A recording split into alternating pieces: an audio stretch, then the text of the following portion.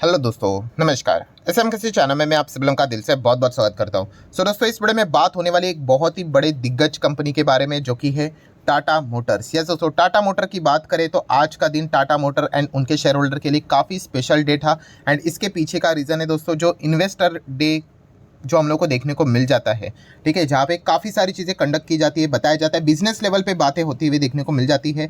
तो डेफिनेटली आप यहाँ पे वो पीडीएफ को डाउनलोड करके यहाँ पे पढ़ सकते हो कि टाटा मोटर के मैनेजमेंट ने आने वाले भविष्य में, कि अगर हम लोग यहाँ पे बात करें आने वाले 1 साल की बात करें, 5 साल की बात करें, 2030 तक की अगर बात करें, तो उनके जो जितने भी अलग अलग डिविजन्स हम लोग को देखने को मिल जाते हैं, चाहे वो पैसेंजर व्हीकल से रिलेटेड हो, या फिर कमर्शियल व्हीकल से रिलेटेड हो, या फिर इलेक्ट्रिक व्हीकल से रिलेटेड हो, चाहे फिर वो जेएलआर से रिलेटेड हो, सारी चीज़ों से रिलेटेड कमेंट्री उन्होंने दे के रखी हुई है कि वो भविष्य में क्या प्लान करके यहाँ पे चल रहे हैं। सो डेफिनेटली ये चीज़ों को आप लोगों ने ज़रूर यहाँ पे पढ़ना चाहिए। अगर आप चाहो तो इस पीडीएफ को डाउनलोड करके भी पढ़ सकते हैं। देखिए यहाँ पे मैं डाउनलोड कर लेता हूँ, तो जैसे यहाँ पे डाउनलोड हो जाएगा, ये देखिए आपके सामने ओपन हो जाएगा, आप यहाँ पे पढ़ सकते हो। Tata motor India investor day 2024, ठीक है, मतलब आज ही के दिन की अगर हम लोग बात करें।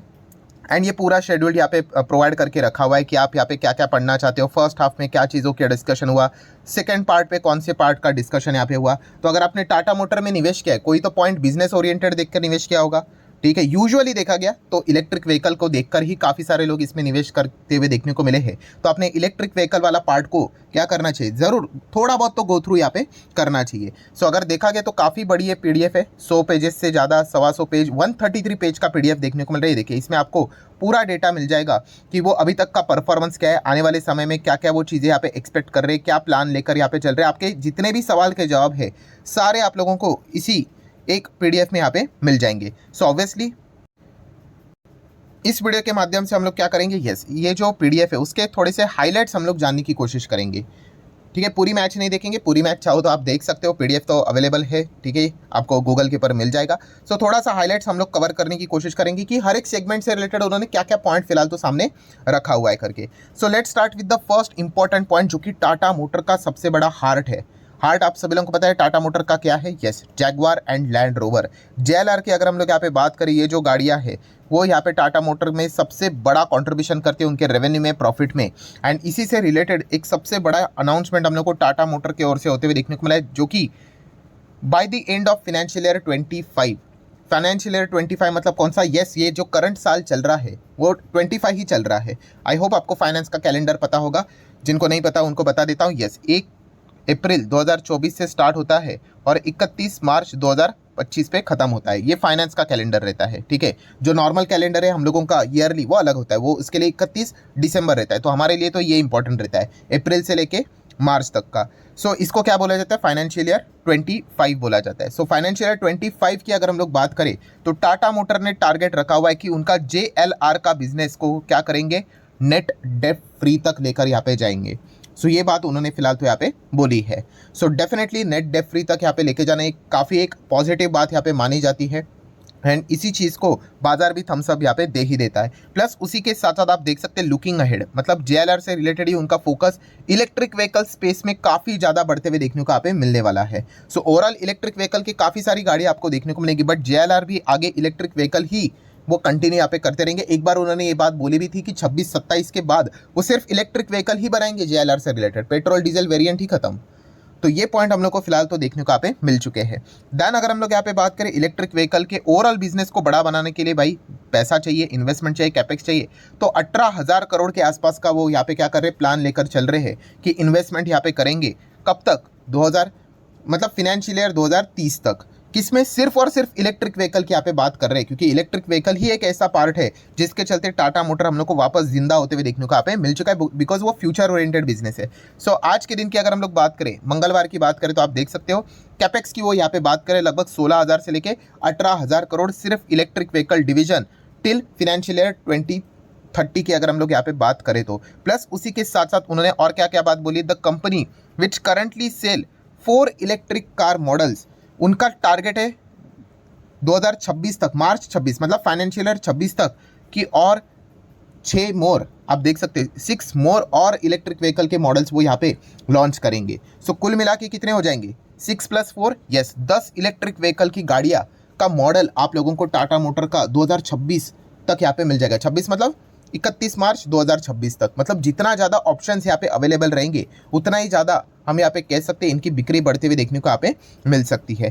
प्लस उसी के साथ साथ इनके बाकी के भी बिजनेस है, जैसे कि अगर हम लोग यहाँ पे बात करें पैसेंजर व्हीकल का भी बिजनेस है, तो वहाँ पे उन्होंने फाइनेंशियल ईयर 2030, ठीक है, वहाँ तक की बात कर रहे हैं। मतलब अभी क्या चल रहा है, 24 चल रहा है, अभी 24 भी क्या ही बचा, 6 महीने के बाद खत्म ही। मतलब आने वाले नेक्स्ट 5 साल के 5 साढ़े 5 साल की बात करें तो पैसेंजर व्हीकल में भी वो टारगेट कर रहे कि 20% का मार्केट शेयर वो अचीव करेंगे। करंट अगर हम लोग यहाँ पे बात करें तो 13-14% का मार्केट शेयर है, ठीक है। यहाँ पे अगर देखा गया पूरा मार्केट शेयर मारुति ने खा के रखा हुआ है, बट वो बढ़ाकर कितना करेंगे, 20% तक लेके जाने की कोशिश करेंगे।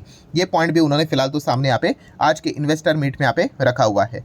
देन अगर हम लोग बात करेंगे कंपनी का प्रोडक्ट लाइन या फिर प्रोडक्ट मिक्स आप कह सकते हो। प्रोडक्ट मिक्स मतलब टाटा मोटर का प्रोडक्ट पोर्टफोलियो अगर आप देखोगे इसमें आपको इतने सारी गाड़ियाँ देखने को मिल जाती है। सो इनका टारगेट है 2030 तक कि जितने भी गाड़ियाँ क्या आप लोगों को प्रोडक्ट पोर्टफोलियो देखने को मिल रहा है उसमें से 30% गाड़ियाँ आप लोगों को टाटा मोटर में इलेक्ट्रिक व्हीकल ही मिलेगी, ठीक है। ये 2030 तक का टारगेट उन्होंने यहाँ पे रखा हुआ है। मतलब अगर आप टाटा मोटर के इसमें मान लीजिए 50 गाड़ियाँ देखते हो, ठीक है, उसका 30% अगर आप निकाल कर देख लोगे कितना होता है 30%, आई गेस 15 यहाँ पे होना चाहिए। मतलब 50 गाड़ियाँ तो उसमें से 15 गाड़ियाँ तो कम से कम इलेक्ट्रिक व्हीकल वाली होनी चाहिए। तो ये टारगेट वो लेकर यहाँ पे चल रहे हैं। एंड JLR की भी अगर हम लोग बात करें तो वहाँ पे भी वो इलेक्ट्रिक व्हीकल को ही फोकस करते हुए देखने को यहाँ पे मिलने वाले हैं। देन अगर हम लोग यहाँ पे बात करें दोस्तों तो आप यहाँ पे देख सकते हो उन्होंने और भी अलग अलग डेटा यहाँ पे सामने रखा हुआ है कि ये ओवरऑल डेटा हम लोग को देखने को यहाँ पे मिल रहा है, ठीक है। 2030 तक की अगर हम लोग यहाँ पे बात करें तो 18 से 20% तक ओवरऑल मार्केट शेयर वो गेन करने की कोशिश करेंगे पूरा। अगर हम लोग बात करें तो ये अभी हम लोगों ने शायद से देख लिया, जो 13-14% था, ठीक है, रिपीट हो रहा है। देन बात करेंगे मार्जिन की, तो मार्जिन को भी वो 2% तक बढ़ाने की बात करें। कौन सा मार्जिन, पैसेंजर व्हीकल का मार्जिन। सो ऑब्वियसली जितना मार्जिन बढ़ेगा वो अच्छी बात रहती है। प्रॉफिटेबिलिटी के हिसाब से अगर देखा गया तो सिर्फ प्रॉफिट बढ़ के नहीं चलता है, मार्जिन अच्छे से इंप्रूव होना चाहिए। तो 2% की जंप वो यहाँ पे एक्सपेक्ट यहाँ पे कर रहे हैं आने वाले समय में। फ्यूचर के गाइडेंस उन्होंने देके रखे हुए हैं। देन कमर्शियल व्हीकल की भी अगर हम लोग बात करें तो इसमें भी सुधार करने की बात उन्होंने की है। यहाँ पे भी अच्छा खासा मार्केट शेयर वो और बढ़ाने की कोशिश यहाँ पे करेंगे, इसका भी पॉइंट उन्होंने सामने रखा हुआ है। एंड डी मर्जर की अगर बात करें, जो कि टाटा मोटर ने अभी इसी पिछले साल यहाँ पे अनाउंसमेंट किया था कि Tata motor to demerge its business into the 2 separate listed companies.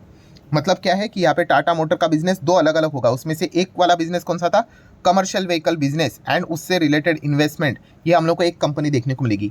और बी वाला कौन सा दूसरा बिजनेस रहेगा, पैसेंजर व्हीकल, जिसमें आपको passenger vehicle, electric vehicle, JLR and उससे रिलेटेड इन्वेस्टमेंट वाली जितनी भी कंपनियां वो देखने को मिलेगी। ऐसे 2 अलग अलग बिजनेसेस हम लोग को देखने को यहाँ पे मिलने वाले हैं। एंड वो सिर्फ देखने को नहीं मिलेंगे, वो अलग से लिस्ट भी करवाएंगे, सेपरेटली लिस्ट भी करवाएंगे। ये भी पॉइंट उन्होंने फिलहाल तो सामने रखा हुआ है। सो इसके लिए कितना टाइम लगेगा, तो उन्होंने कहा कि 1 साल, मतलब यही अभी जो करंट साल चल रहा है उसी के बीच में ये सारी चीज़ें यहाँ पे खत्म हो जाएगी। ऑब्वियसली ये लंबा प्रोसेस रहता है भाई, ऐसा कोई चुटकियों में होने वाली चीज़ें नहीं है। बट उन्होंने कहा कि इस साल में ये सारा फॉर्मेलिटी के साथ चीज़ें खत्म होके ये जो 2 स्टॉक्स यहाँ पे बताए जा रहे हैं वो आप लोगों को शेयर बाजार में लिस्ट भी होते हुए देखने को मिलेंगे। ये पॉइंट भी टाटा मोटर ने फिलहाल तो आज के इन्वेस्टर मीट में यहाँ पे प्रेजेंट करके बता दिया है। सो ओवरऑल कंक्लूजन क्या निकला दोस्तों, तो ओवरऑल कंक्लूजन भविष्य की अगर बात करें तो टाटा मोटर बहुत बड़े धमाके का यहाँ पे प्लान कर रहा है। ये हम लोग को चीज़ें तो जरूर देखने को मिली। अभी कोई ये जरूर कमेंट सेक्शन में बोल सकता है, क्या गारंटी है, बोलने के लिए तो भाई कोई भी बोल सकता है। देखिए आपकी बात बिल्कुल सही है, ठीक है, बट हर किसी का मतलब अपना अपना ओपिनियन होता है भाई कि क्या आप टाटा मोटर के मैनेजमेंट के बातों के ऊपर भरोसा रखते हो, येस और नो। ठीक है, हो सकता है कि वो सही भी जाए, हो सकता है वो गलत भी जाए, ठीक है, वो कोशिश तो ज़रूर करेंगे। इतना तो उनका बैकग्राउंड हम लोग को ट्रांसपेरेंटली देखने को यहाँ पे मिल चुका है। ये कोई एरी गेरी दूसरी कंपनी है नहीं या फिर दूसरा ग्रुप है नहीं कि शेयर को टेम्पररी भगाने के लिए कुछ भी ऐसा बकवास कर दे करके, तो ऐसा बिल्कुल भी नहीं होता है, ठीक है।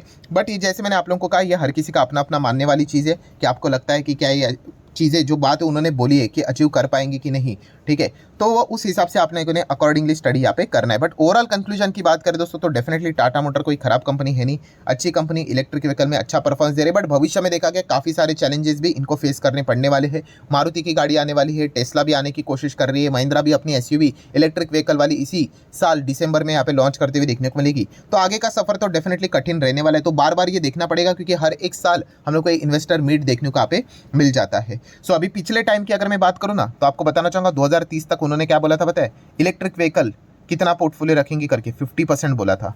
Yes, half of the portfolio करके बोला था। एंड अभी उन्होंने रिवाइज करके कितना बोल दिया, 30%। तो ये चीज़ें बार बार चेंज होती भी रहती है, तो ये भी पॉइंट आप लोगों को क्या करना पड़ेगा, थोड़ा बहुत उसके ऊपर फोकस रखना पड़ेगा। बाकी बैलेंस शीट की बात करें, तगड़ी बैलेंस शीट है, 19,000 करोड़, 21,000 करोड़, 29,000 करोड़ के रिजर्व से। कर्जे की बात करें तो 14,000 करोड़ हुआ करता था, कम होकर 10,000 किया, 10,000 से 5,000, 5,500 करोड़ का कर्जा है, अभी और नीचे आ सकता है। शॉर्ट टर्म बोरिंग 8,500 की है। एंड कैश इक्विवेलेंट की बात करें तो 5,000 करोड़ का कैश भी देखने को मिल रहा है। मार्केट कैप की बात करें 3.5 लाख करोड़ का मार्केट कैप है। कंपनी का प्रॉफिट, मतलब पहले कंपनी घाटे में देखने को मिलती थी, आप देख सकते हैं लॉस लॉस लॉस, अभी कंपनी जबरदस्त प्रॉफिट में यहाँ पे आ चुकी है। एंड शेयर होल्डिंग पैटर्न के बारे में क्या ही बताए, टाटा मोटर्स ग्रुप से रिलेटेड आपको चिंता करने की जरूरत होती नहीं है। शेयर होल्डिंग पैटर्न हमेशा आप लोगों को डिसेंट देखने को यहाँ पे मिल जाएगा। सो कुल मिला के स्टोरी की अगर हम बात करें तो आने वाले नेक्स्ट 4 से 5 साल का रोड मैप टाटा मोटर ने आपके सामने यहाँ पे रखा हुआ है। सो अगर आप टाटा मोटर के शेयर होल्डर हो या फिर अगर आप विचार करें टाटा मोटर को लॉन्ग टर्म के लिए कंसिडर करें या ना करें, तो ये जरूर चीज़ों को आप लोगों ने कंसिडर करके ही जाना है कि नहीं जाना है, इसका विचार आप लोगों ने करना चाहिए। सो आशा करता हूं दोस्तों ये सारी चीज़ें आप लोगों को आसान भाषा में समझ में आई होगी, तो आप चाहो तो इसको थम्स अप देख सकते हो। मिलते हैं अगले वीडियो में, तब तक के लिए बाय बाय।